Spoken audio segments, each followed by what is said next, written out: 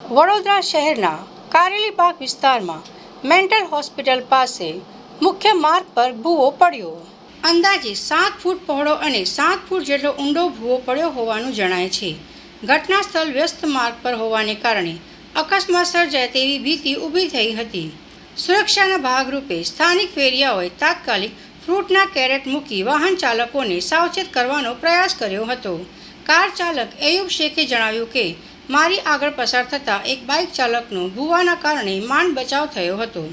ઘટનાની જાણ થતાં વડોદરા મ્યુનિસિપલ કોર્પોરેશનના કર્મચારીઓ સ્થળ પર દોડી ગયા હતા.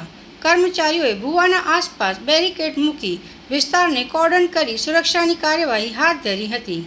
ઉલ્લેખનીય છે કે ચોમાસા પૂર્વે શહેરમાં વિવિધ વિસ્તારોમાં ભૂવા પડવાની ઘટનાઓ સામે આવી રહી છે.